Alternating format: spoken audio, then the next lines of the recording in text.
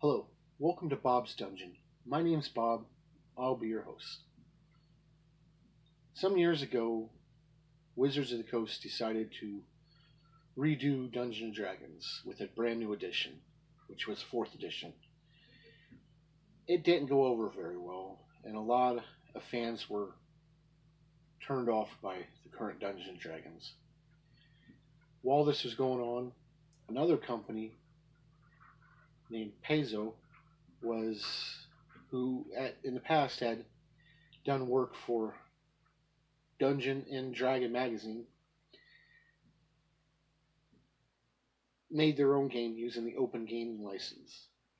That game was Pathfinder, and it took off real big during that time. So in this video, we're going to talk about Pathfinder. So let's go ahead and get started. To play this game, you will need a copy of the core rulebook and a full set of dice, which contain a 20-sided die, a 12-sided die, preferably two 10-sided dice for rolling both percentiles and tens, an 8-sided die, a 6-sided die, and a 4-sided die. The book itself has 575 pages and a copyright of 2009.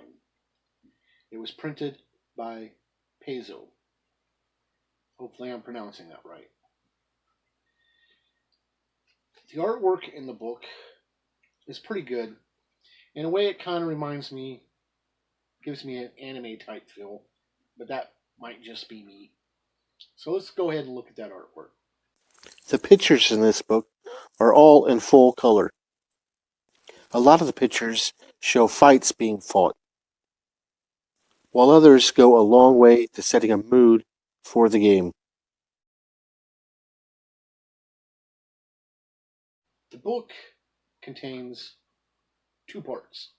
First part is player information, and the second part is game master information. They pretty much put the player's handbook and the dungeon master's guide into one book, which is why it's so big. The first thing that it goes over is generating your character, generating your attributes, which consists of the standard attributes of strength, dexterity, constitution, intelligence, wisdom, and charisma. After that, you'll pick a race. The races are pretty much the standard races that you'll find in regular 3rd edition Dungeons & Dragons. The dwarf, the halfling, the elf, the human, the gnome, the half-orc, and the half-elf. The classes are exactly the same as 3rd edition as well, consisting of the barbarian, the bard, the cleric, the druid, the monk, the paladin, the ranger, the rogue, the sorcerer, and the wizard. The alignments that they use in this game are exactly the same as in 3rd edition Dungeons & Dragons. You have the 3 core alignments, which are lawful, neutral, and chaotic, each of which are in turn broken down into 3 smaller parts of good, neutral, and evil, giving you 9 full alignments to pick from. Multi-classing in this game works exactly the same as in 3rd edition. As you gain levels, when you attain a new level, if you decide to add a new class to your character, you can. But they gave you an incentive in this game to stick with one class. Upon reaching 20th level, each of the classes have a class ability that is pretty powerful at the 20th level, as kind of an incentive to stick with one class. It also has prestige classes, just like in regular 3rd edition, but they included more prestige classes in this book than 3rd edition had in the core Dungeon Master's Guide. The prestige classes are the Arcane Archer, the Arcane Trickster, the Assassin, the Dragon Disciple, the Duelist, the Eldritch Knight, the Lore Master, the Mystic Thurge, the Pathfinder Chronicler, and the Shadow Dancer. After that, you'll find an equipment section, and you get some starting gold, and you can buy equipment, or they have packages for the equipment that you can start with. After that, there's a combat section. It just goes over the rules for combat and introduce 2 new things in combat to add to your character. They have the combat maneuver bonus and the combat maneuver defense. The combat maneuver bonus is a bonus that you use instead of your normal attack bonus when you use certain combat maneuvers, such as the bull rush, disarm, grapple, overrun, sunder, or trip, stuff like that.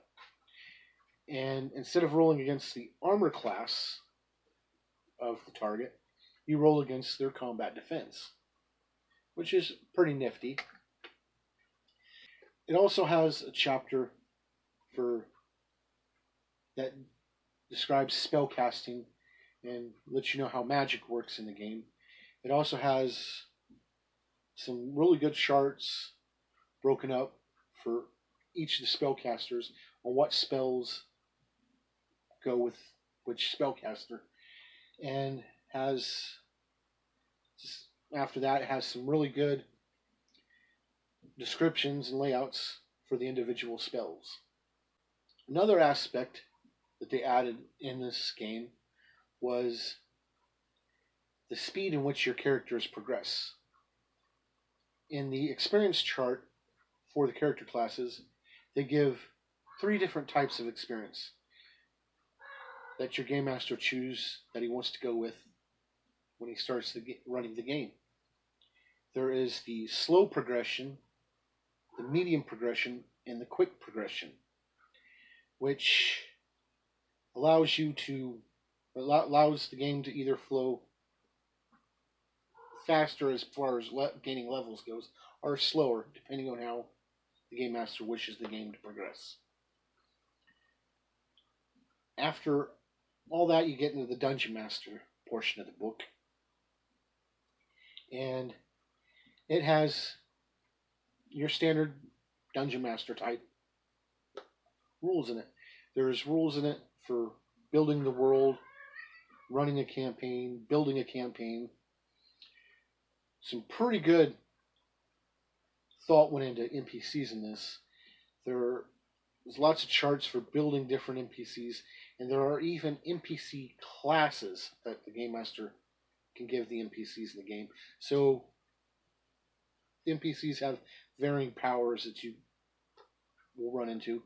The classes for the NPCs are the Adept, the Aristocrat, the Commoner, the Expert, and the Warrior. There is pretty good information here for building the environment for the players to explore. There is also charts for rewarding experience and building treasure.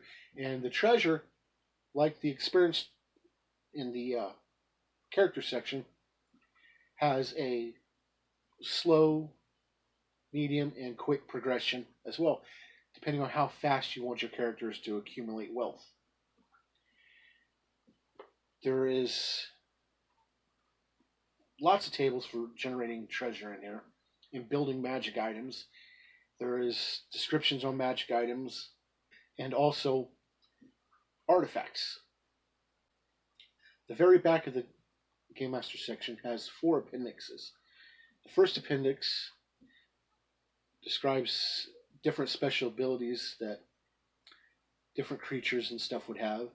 The second appendix gives descriptions on different conditions that your character might find himself in. The third appendix is inspirational readings, and the fourth appendix is discusses some game aids for you. And that's pretty much all I have to say about Pathfinder right now. Which brings me to 3 questions. Would I play a character in this game? Yes, I would. I like Pathfinder. I've played it for a while, and it's a pretty solid game. Would I run this game? Yes, I would. I have run some pretty good games using Pathfinder. Would I recommend Pathfinder? Yes, I would. Pathfinder is a very interesting game. It's got all the mechanics carried over from 3rd edition with some tweaks here and there, and really goes a long way to giving you that good Dungeons & Dragons feeling. So if you haven't tried Pathfinder, I would recommend it to you. That's pretty much all I got to say. Thank you for joining me at this quick look at Pathfinder. Hope you'll join me in the next video where I'll talk about something else. Bye.